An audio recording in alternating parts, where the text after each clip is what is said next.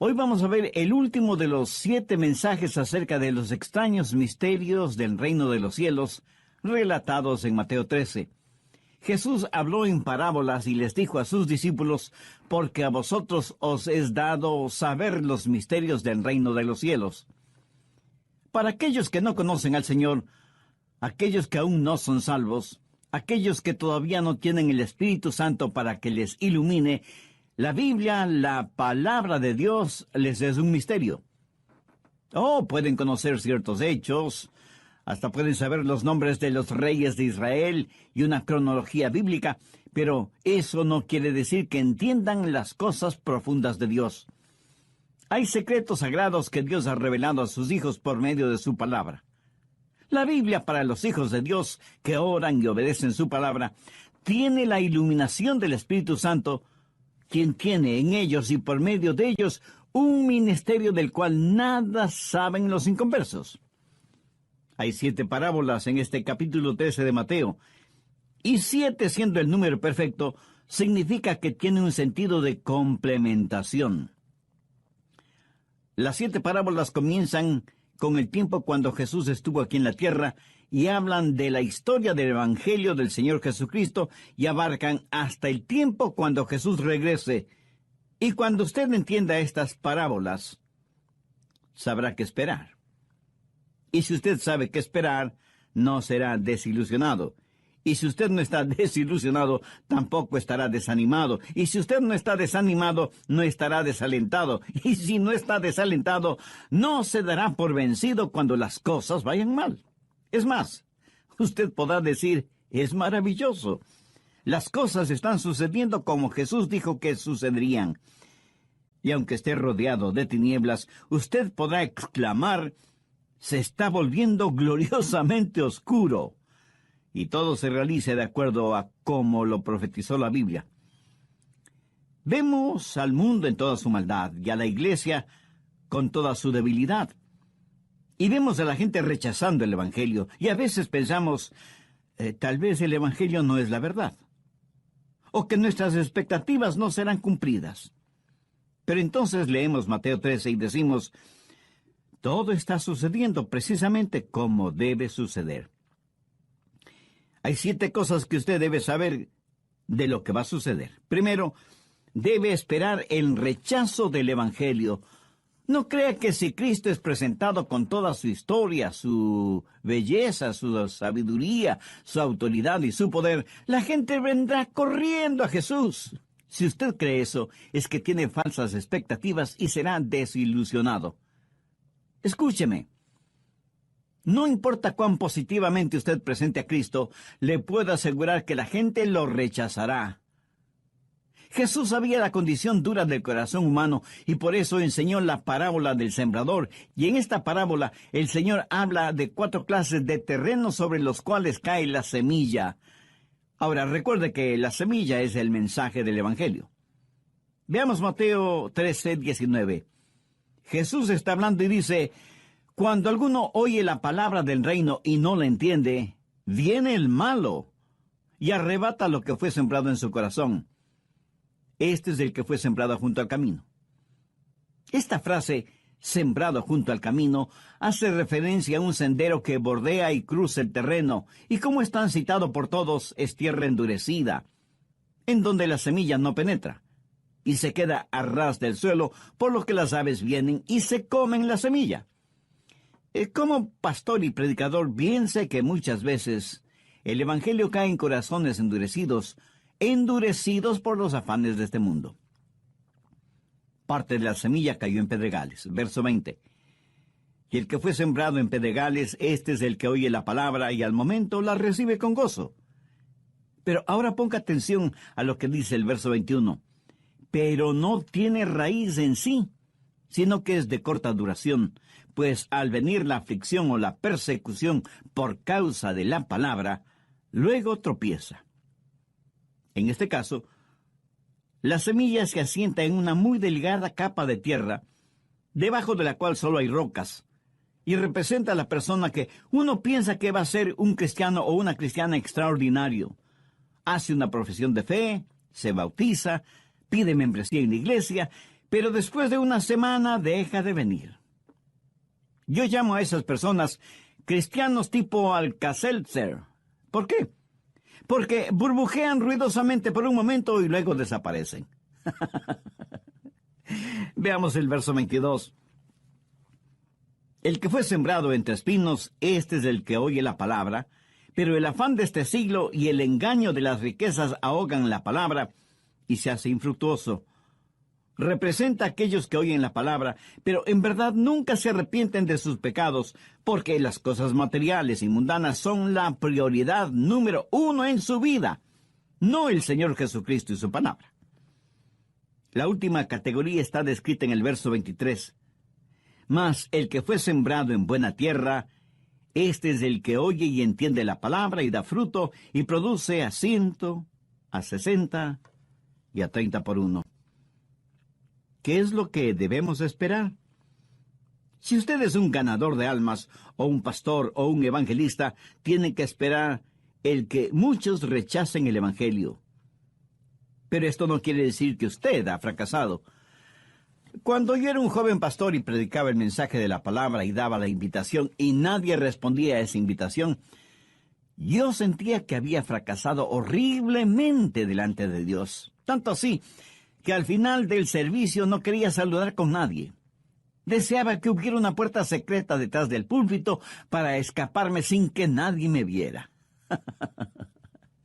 Hasta que finalmente comprendí que si predicaba la palabra de Dios sin adulterarla y nadie respondía, no era que yo había fracasado o que la semilla sembrada fuera mala. El problema estaba en el terreno sobre el cual caía esa semilla. ¿Qué aprendí de todo esto? Pues lo siguiente: si usted se mantiene predicando y testificando y compartiendo el evangelio de la salvación, algunas personas se salvarán. Pero lo importante es no rendirse o desfallecer o desanimarse. Su trabajo es sembrar la semilla. Es el trabajo de Dios el hacerla germinar. Y es la responsabilidad de los que oyen el abrir sus corazones para recibir la buena semilla del evangelio del Señor Jesucristo. En este mundo y en esta vida, al vivir su vida cristiana, espere que algunas personas rechacen el evangelio. Pero porque la gente no acepte el evangelio, eso no quiere decir que el evangelio ha fracasado. La Biblia dice que somos una manada pequeña, que estrecho es el camino al cielo, y pocos son los que transitan por él. Somos la minoría del Maestro, y si espera ganar a todo el mundo para Cristo, le puedo asegurar que sufrirá una gran desilusión. La Biblia enseña que solo el 25% del terreno estaba listo para recibir la semilla. Y cuando ese 25% recibe la palabra, no todos producirán la misma clase de fruto. Segundo, debe esperar encontrar miembros hipócritas en las iglesias. Algunas veces la gente me dice: pastor, ¿sabía que hay hipócritas en la iglesia? Y yo, como si no lo supiera, contesto: ¿hipócritas en la iglesia? No puede ser. Y usted no necesita ser un pastor de una iglesia para saber que hay hipócritas, principalmente dentro de las iglesias. Ahora, eso no significa que el evangelio ha fracasado o que todo esto toma por sorpresa a Dios. Veamos Mateo 13:24. Les refirió otra parábola diciendo: el reino de los cielos es semejante a un hombre que sembró buena semilla en el campo, pero mientras dormían los hombres, vino su enemigo y sembró cizaña entre el trigo y se fue. Y cuando salió la hierba y dio fruto, entonces apareció también la cizaña. Vinieron entonces los siervos del padre de familia y le dijeron: Señor, ¿no sembraste buena semilla en tu campo? ¿De dónde pues tienes cizaña? Él les dijo: un enemigo ha hecho esto. Y los siervos le dijeron: ¿quieres pues que vayamos y la arranquemos? Él les dijo: no sea que al arrancar la cizaña arranquéis también con ella el trigo. Dejad crecer juntamente lo uno y lo otro hasta la siega. Y al tiempo de la siega, yo diré a los segadores, recoged primero la cizaña y atadla en manojos para quemarla, pero recoged el trigo en mi granero. Ahora, ¿qué significa esta parábola? El trigo sirve para hacer pan y los hijos de Dios están representados por el trigo. La cizaña, que se parece muchísimo al trigo, es sembrada por el enemigo. El que siembra el trigo es el Hijo del Hombre. La buena semilla son los creyentes en el Señor Jesucristo, y quien siembra la cizaña es el diablo. El tiempo de la siega es el fin de los tiempos, cuando Dios separará al trigo de la cizaña. Mi amigo, aquí hay una gran lección. Espere encontrar hipócritas en la iglesia. Independientemente de su denominación, toda iglesia tiene sus hipócritas. Pero no es nuestro trabajo el separar el trigo de la cizaña. Nunca se embarque en una cruzada contra otra religión. Esa no es su responsabilidad. Su responsabilidad es predicar el Evangelio del Señor Jesucristo. La Biblia sí nos dice que debemos advertir a los demás acerca de las falsas religiones y de ciertos líderes espirituales que no son más que lobos disfrazados de ovejas. Además, usted no puede separar el trigo de la cizaña porque usted no sabe lo que hay en el corazón del hombre. Usted no conoce a las personas tan íntimamente como Dios las conoce. Y esta parábola tiene 3 pensamientos básicos: la siembra de la cizaña, el crecimiento de la cizaña y la identificación de la cizaña. ¿Quién siembra la cizaña? El diablo. ¿Cómo crece la cizaña? Los cristianos y los hipócritas crecen uno junto al otro en las iglesias. ¿Cuándo será identificada la cizaña? Al final del tiempo. Entonces, ¿cuál es la lección básica? No todos los terrenos son buenos para la siembra. Tercero, no se desanime a causa de los hipócritas en la iglesia. La presencia de ellos no significa que el evangelio ha fracasado. Una falsificación es el más grande elogio a aquello que es real y verdadero. ¿Por qué falsifican billetes de 20, 50 o $100? Porque evidentemente tienen valor. Nadie falsifica envolturas de caramelos porque eso no deja ninguna ganancia. Una falsificación significa que el producto original tiene mucho valor. Por lo tanto, no todos los que nombran el nombre de Jesús o dicen creer en Él son genuinos creyentes. Y si usted conoce a algún hipócrita, eso no le da derecho a decir, bueno, si así son los cristianos, yo no quiero saber nada del cristianismo. Jesús nos ha dado muy claras advertencias sobre los hipócritas. Cuarto, debe esperar el surgir o resurgir de cultos falsos. Mateo 13, desde el verso 31. Otra parábola les refirió diciendo, el reino de los cielos es semejante al grano de mostaza que un hombre tomó y sembró en el campo, el cual a la verdad es la más pequeña de todas las semillas, pero cuando ha crecido es la mayor de las hortalizas y se hace árbol de tal manera que vienen las aves del cielo y hacen nido en sus ramas. Algunas personas dicen, eso es maravilloso, de una diminuta semilla un gran árbol, cuán extraordinario es el Evangelio. Mi amigo, esa no es la enseñanza.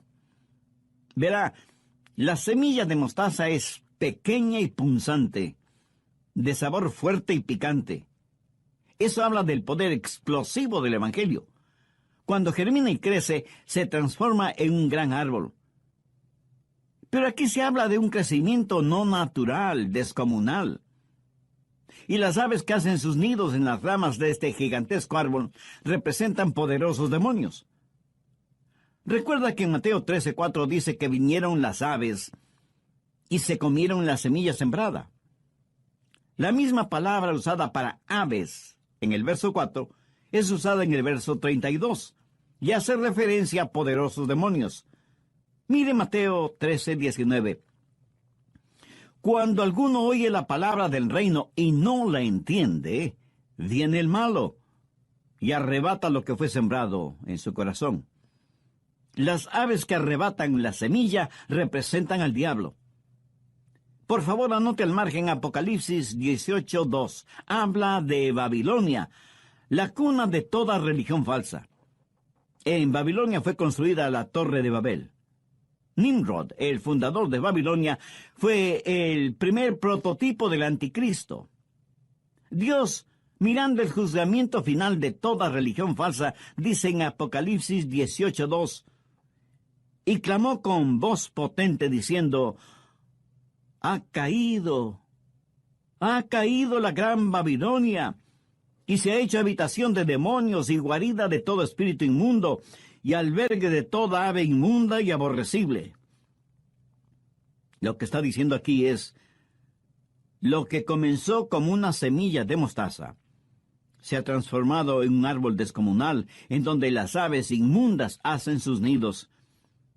Mi amigo, esa es la razón por la que vemos cultos, religiones falsas, surgiendo por todo el mundo. Pero lo repito, esto no significa que el Evangelio haya fracasado, o que la Biblia no sea verdadera. Ahora escúcheme atentamente. Si no hubiera cultos y religiones falsos, entonces podría decir que la Biblia no es la verdad, porque la Biblia dice que habrá cultos y religiones falsos. En 1 Timoteo 4:1 leemos, en los postreros tiempos algunos apostatarán de la fe, escuchando espíritus engañadores y a doctrina de demonios. Así que no se desanime si muchos no creen en la Biblia y muchos más no aceptan a Cristo como su Salvador. No se desanime porque hay hipócritas en las iglesias o por el resurgimiento de cultos y religiones falsos. Jesús dijo que eso es exactamente lo que sucedería. La semilla de mostaza se ha transformado en un árbol gigantesco y las aves representativas de espíritus inmundos habitan en las ramas del cristianismo apóstata. La conclusión de este estudio bíblico en el próximo programa. Regáleme un minuto más de su tiempo. ¿Ha recibido a Jesucristo en su vida como su Salvador y Señor? ¿Se ha arrepentido de sus pecados y ha pedido el perdón de Dios? Dios no solo que le ama, sino que quiere perdonarle y salvarle. Tanto le ama que envió a su Hijo, el Señor Jesucristo, para que muriera en la cruz, para hacer expiación por sus pecados. Tome la más importante decisión espiritual de su vida. Acepte y reciba a Cristo en su vida como su Salvador y Señor. Pídale que le ayude a ser la persona que Él quiere que usted sea y que le haga un instrumento útil y de bendición en sus manos. Y todo esto pídalo en el nombre del Señor Jesucristo. Los milagros que hizo Jesús fueron para mostrar el poder del reino. Pero, ¿qué hicieron los judíos?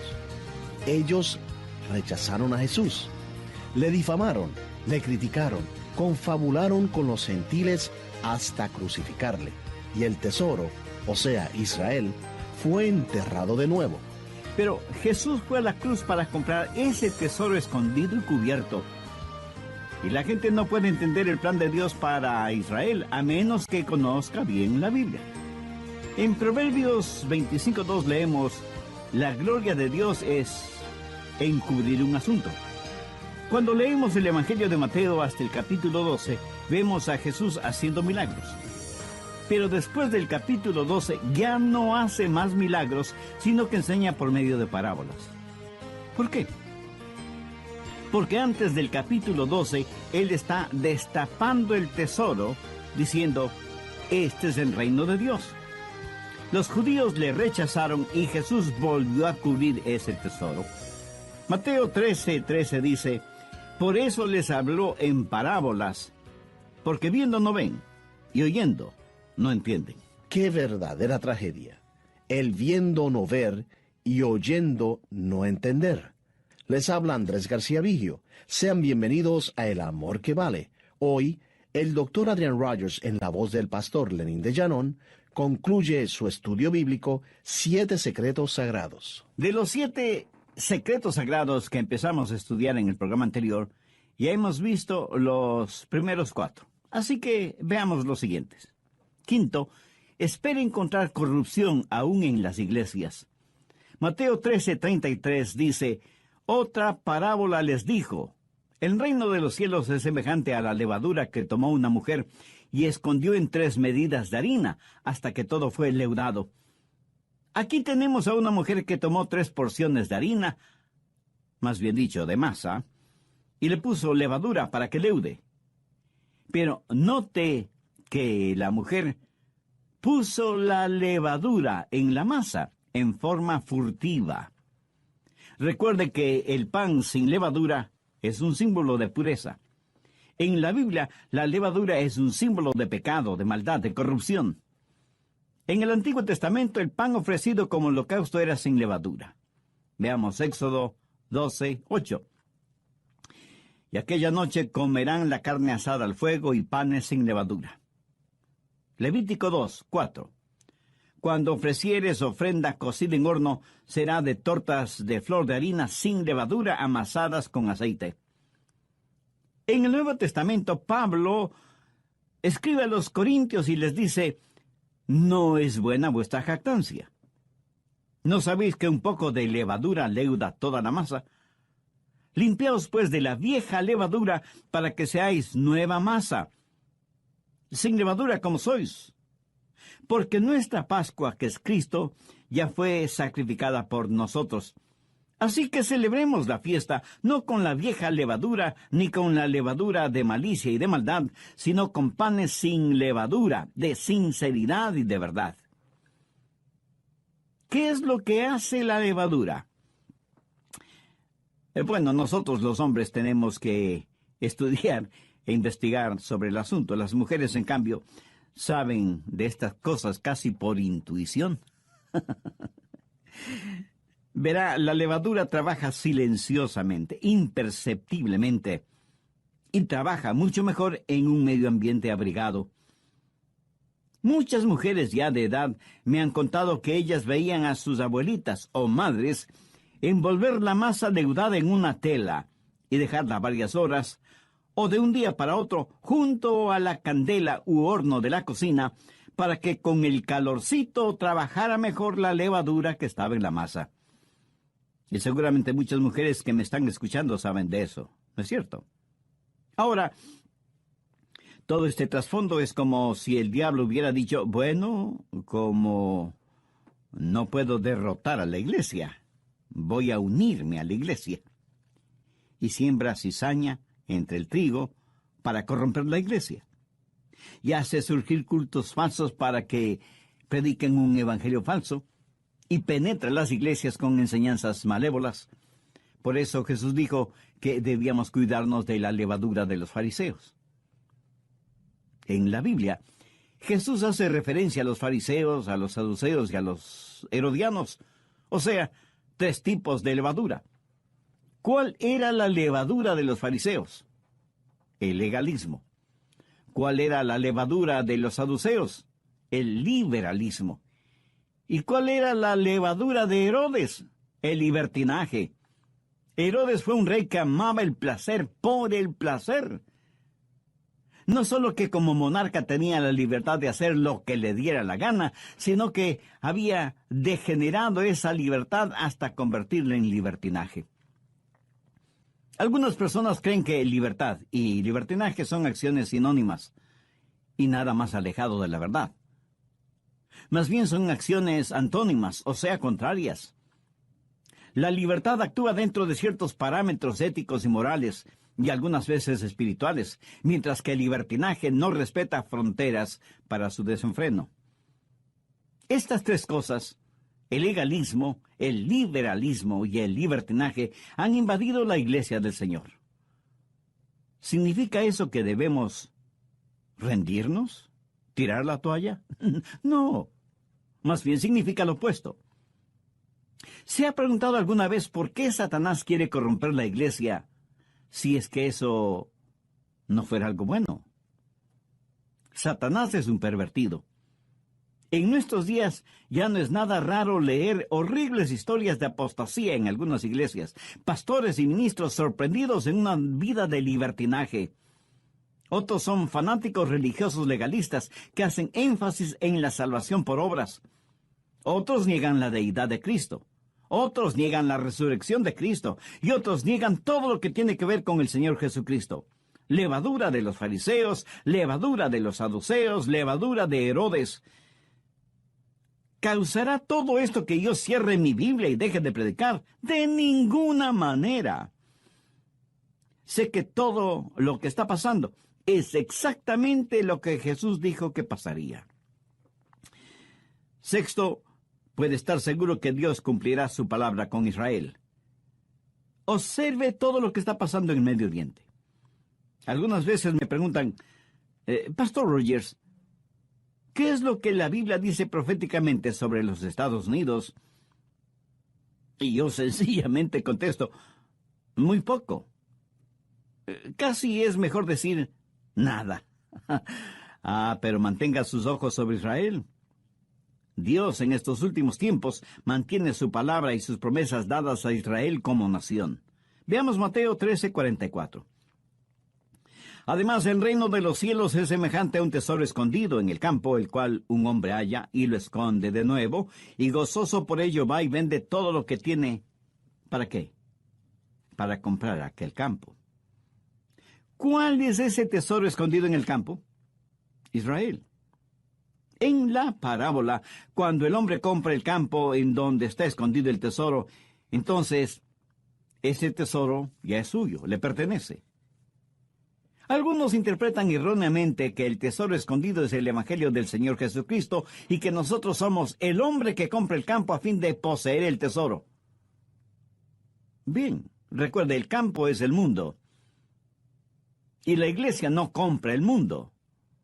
Los cristianos no compran el mundo porque el Evangelio no está a la venta.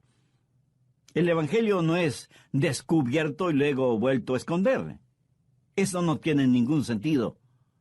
Pero así interpretan algunos esta parábola. Escuche, Jesús llama a Israel su tesoro peculiar. Y al hablar de Israel hay cosas básicas que debemos entender. Primero, hubo un breve período de tiempo cuando Jesús destapó ese tesoro. Él hizo una solemne promesa a Abraham, pero el tesoro estaba escondido. Quiero decir, estaba encubierto antes de la venida de Jesús. Israel era una nación ignominiosamente pequeña.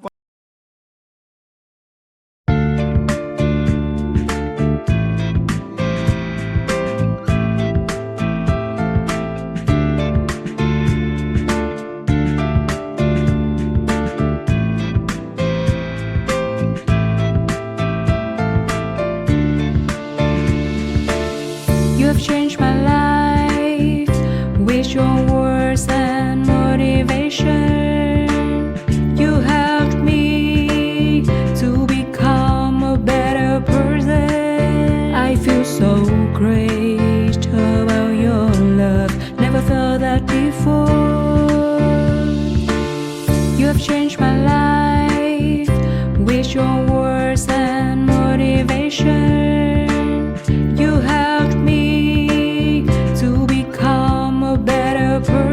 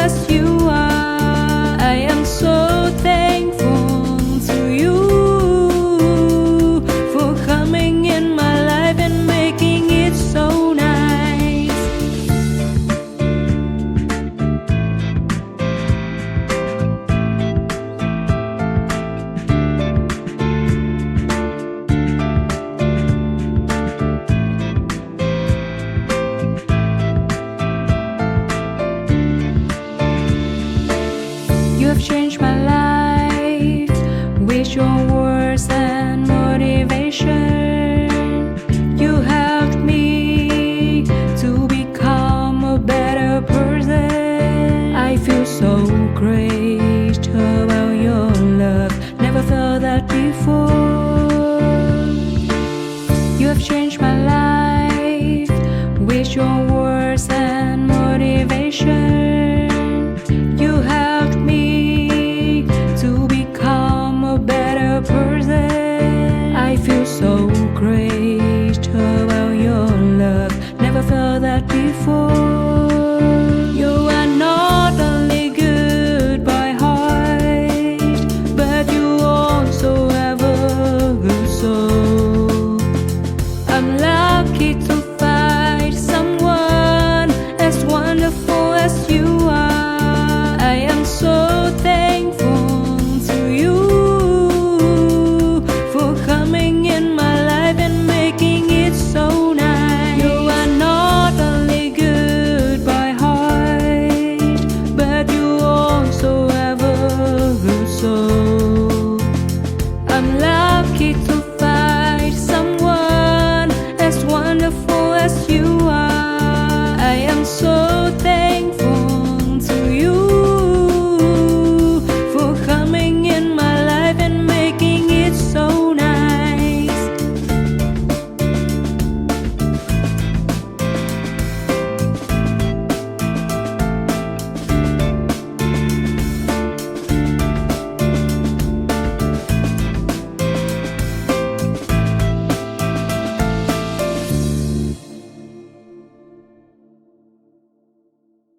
Cuando Jesús estuvo aquí en la tierra. O sea, el tesoro estaba enterrado en el campo. Por un breve tiempo Jesús reveló ese tesoro. Veamos Mateo 12:27. Los fariseos habían acusado a Jesús de echar fuera a los demonios por el poder del príncipe de los demonios. Y Jesús les dijo, ¿y si yo echo fuera a los demonios por Beelzebú, por quién los echan vuestros hijos? Por tanto, ellos serán vuestros jueces. Pero si yo por el Espíritu de Dios echo fuera a los demonios, ciertamente ha llegado a vosotros el reino de Dios. Segundo, el tesoro estaba enterrado en el campo y Jesús dijo, he desenterrado el tesoro para mostrarles el reino. Los milagros que Jesús hizo fue para mostrar el poder del reino. Pero los judíos rechazaron a Jesús, mintieron acerca de él, le criticaron, confabularon con los gentiles hasta crucificarle y el tesoro fue enterrado de nuevo. Pero Jesús fue a la cruz para comprar ese tesoro escondido y cubierto. Y la gente no puede entender el plan de Dios para Israel a menos que conozca bien la Biblia. En Proverbios 25:2 leemos, la gloria de Dios es encubrir un asunto. Tercero, cuando leemos el Evangelio de Mateo hasta el capítulo 12, vemos a Jesús haciendo milagros. Pero note, después del capítulo 12, ya no hace más milagros, sino que enseña por medio de parábolas. ¿Por qué? Porque antes del capítulo 12, Él está destapando el tesoro, diciendo, este es el reino de Dios. Los judíos le rechazaron y Jesús volvió a cubrir ese tesoro. Mateo 13:13. Por eso les habló en parábolas, porque viendo no ven, y oyendo no oyen ni entienden. Pero Jesús regresará en gloria, y Él destapará su tesoro. Israel será una poderosa nación. En la actualidad el mundo desprecia este tesoro. Las naciones del mundo se unifican en contra de Israel. Pero Dios no ha terminado con Israel. Él ha comprado el campo, que es el mundo, y va a tomar posesión de este su tesoro peculiar, Israel. Si quiere usted saber lo que Jesús está haciendo en el mundo hoy, mantenga su vista y su atención sobre Israel.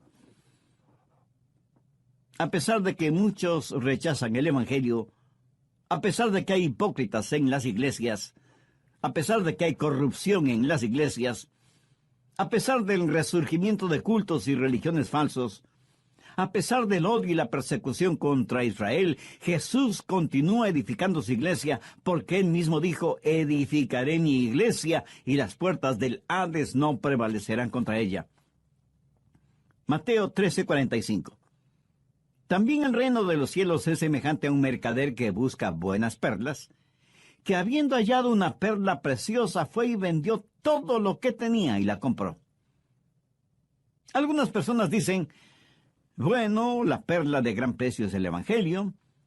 Y debemos vender todo lo que tenemos para poder comprar ese evangelio. Mi amigo, esa es una necedad, una locura. El evangelio no está a la venta.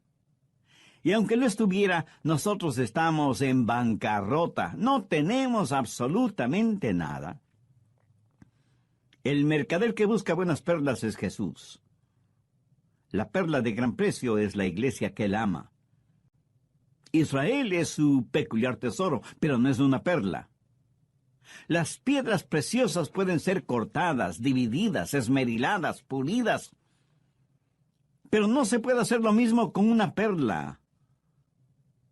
La iglesia es un cuerpo indivisible en el Señor Jesucristo, y es Cristo quien con sus platinadas lágrimas y el rubí líquido de su sangre compró esa perla de gran precio. Y así como una perla es sacada a la superficie desde las profundidades de las aguas, así Jesús nos ha levantado. Así como un grano de arena en la ostra se convierte en una preciosa perla, así Jesús, a pesar de nuestra fealdad espiritual, nos ha embellecido para hacernos parte de la iglesia, la perla preciosa. Séptimo, espere el total juzgamiento por parte de Dios. Y Dios juzgará con justicia. Mateo 13:47. Asimismo, el reino de los cielos es semejante a una red que, echada en el mar, recoge de toda clase de peces, y una vez llena, la sacan a la orilla, y sentados recogen lo bueno en cestas, y lo malo echan afuera. Así será el fin del siglo. Saldrán los ángeles y apartarán los malos de entre los justos, y los echarán en el horno de fuego. Allí será el llanto y el crujir de dientes. Jesús les dijo: ¿habéis entendido estas cosas? Ellos respondieron: sí, Señor. Dios tiene su red, y la echa sobre las naciones del mundo para ganar almas.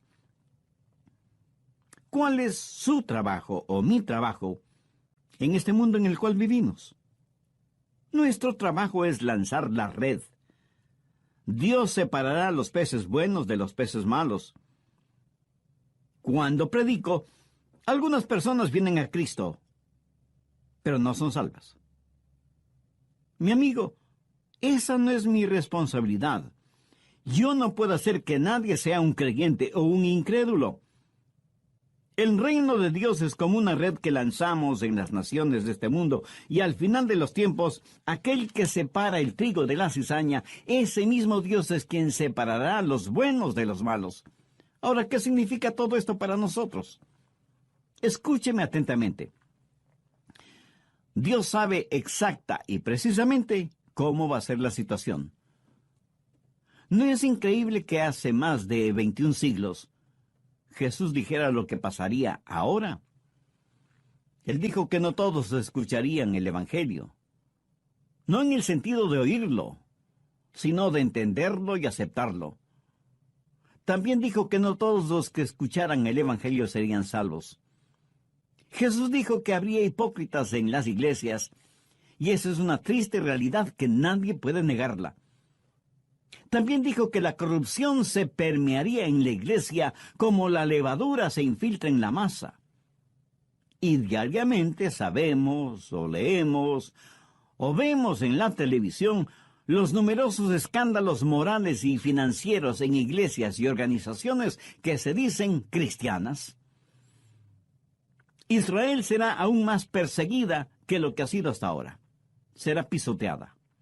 El tesoro es enterrado nuevamente, pero Jesús ha prometido regresar para desenterrar su especial tesoro y para edificar su iglesia, para separar el trigo de la cizaña, para separar a los buenos de los malos y para ejercitar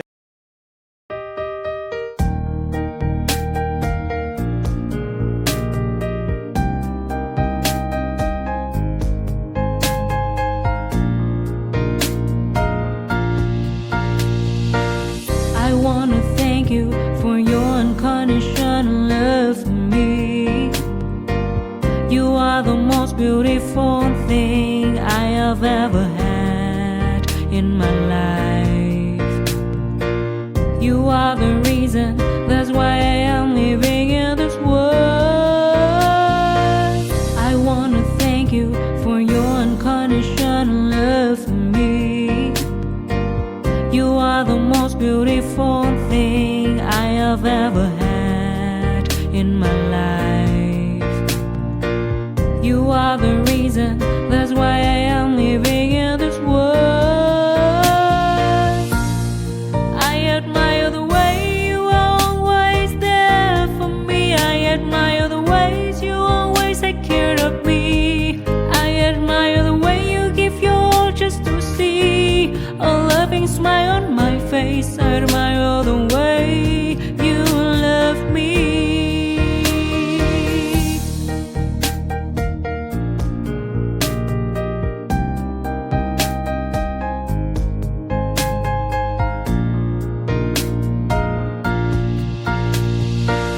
I want to thank you for your unconditional love for me.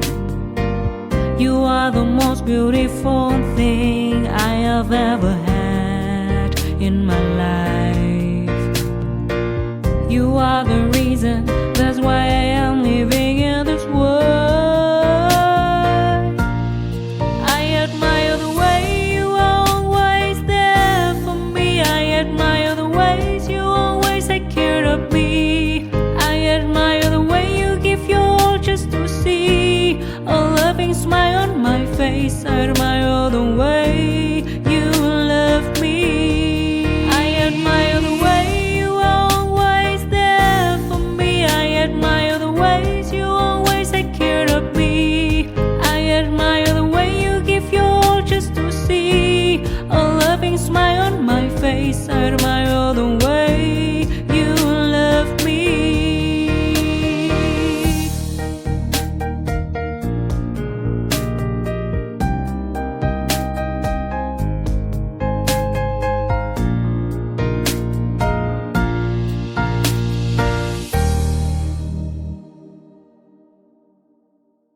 El juzgamiento final.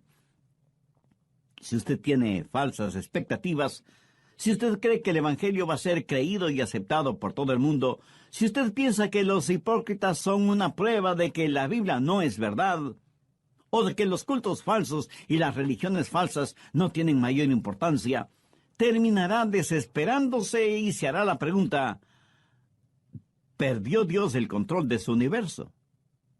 No, Dios no ha perdido el control de nada. Todo está bajo su control. Todo lo que ha pasado, está pasando y pasará, ha sido, es y será exactamente como Dios lo ha dicho.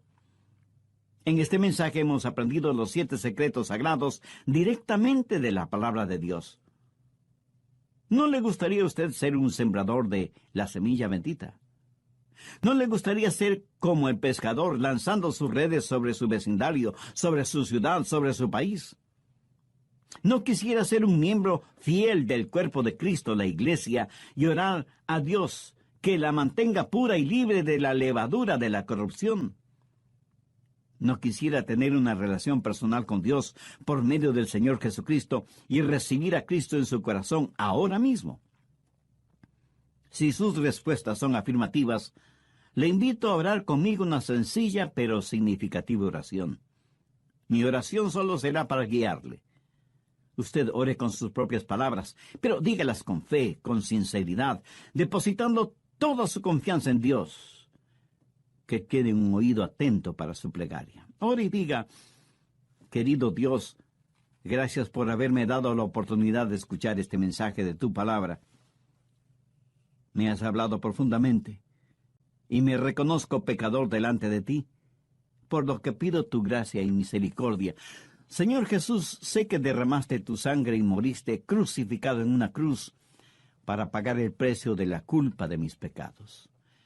Gracias por amarme de esa manera. Me arrepiento de mis pecados y pido perdón, limpieza, sanidad espiritual y vida abundante y eterna. Con toda la fe que tengo, te invito a que vengas a morar en mi corazón y seas mi Salvador y mi Señor. Hazme la clase de persona que tú quieres que sea. Ayúdame para que nunca me avergüence de ti o de tu palabra, independientemente de las circunstancias o a pesar de las consecuencias. Lo pido en tu santo nombre. Amén.